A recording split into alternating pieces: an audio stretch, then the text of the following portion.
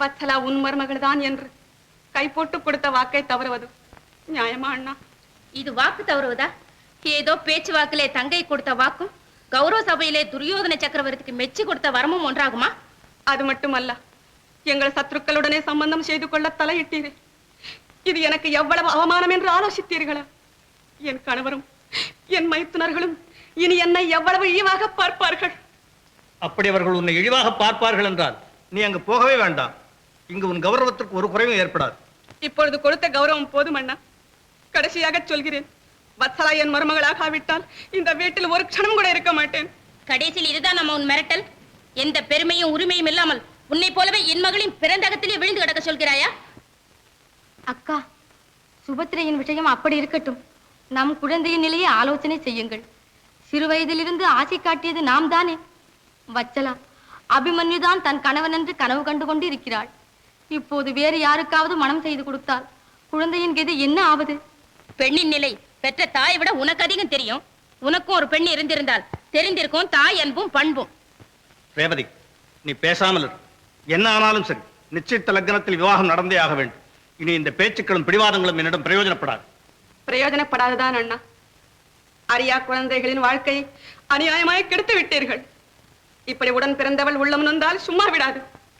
பாண்டவர்களின் பிரதாபத்தை விட கௌரவர்களின் ஐஸ்வர்யங்களை சாஸ்வதமாக எண்ணுகின்றீரோ என்னமோ, அது என்றும் நிலைக்காது. பிரதாபத்தின் பெயரால் என்னை பயமுறுத்துகிறாயா சுபத்ரா? பாண்டவர்களின் பிரதாபம் என் வரையிலும் எதற்கு? என் சிஷ்யன் துரியோதனன் ஒருவனே போதும். 1000 பீமர்களும் 1000 அர்ஜுனர்களும் வந்தாலும் அவன் கால் சிறு விரலை கூட அசைக்க முடியாது. மாமா, தங்கள் இஷ்டப்படி எல்லாம் பேசிவிட வேண்டாம். என் தந்தை இங்கே இல்லாவிட்டாலும் நான் இருக்கிறேன். என்ன செய்வாய்? என்ன செய்வேனா? அபிமன்யு, மாமாவை எதிர்த்து எனக்கு அகௌரவத்தை உண்டாக்குகிறாயா? இது ஒன்றும் எதிர்ப்பு அல்ல, வீர லட்சணத்துடன் நடந்து கொள்கிறேன். மாமா, கௌரவர்கள் நீங்கள் தெரிவித்தது போல் அவ்வளவு பராக்கிரமசாலிகளானால் அந்த லக்கண குமாரனை அழைத்து வரச் சொல்லுங்கள். அந்த துரியோதனன், துச்சாதனன், கர்ண சகுனிகளையும் அவர்கள் சதுரங்க பலத்தையும் சின்ன பின்னமாக சிதைத்து வரைத்து அஸ்தினாபுரம் வரையில் அடித்து துரத்தி வீரவிகார சுயம்பரத்தில் வசலாவை நான் மாலையிடுகிறேன். அவர்களுக்கும் உங்களுக்கும் அவ்வளவு தைரியம் இருந்தால் பறைசாற்றுங்கள் சுயம்பரத்திற்கு. அப்போது தெரிந்துவிடும் வசலா யாருடையவள் என்று. அபிமன்யு, என்ன இந்த ஜம்பங்கள்? உண்மையில் நீ வீரனானால் இப்படி வீணாக இவ்வளவு நேரம் வாதாடி கொண்டிருப்பாயா?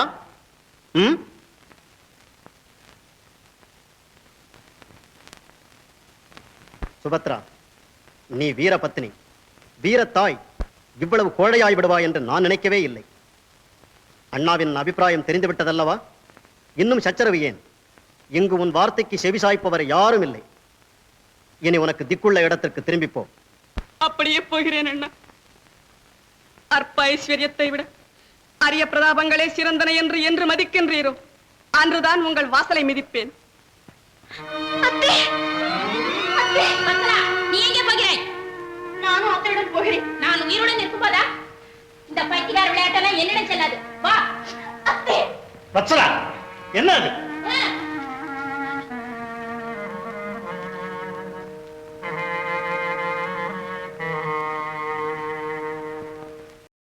இன்னும் பல வீடியோக்களை காண சன் லைஃப் சேனலை சப்ஸ்கிரைப் பண்ணுங்க.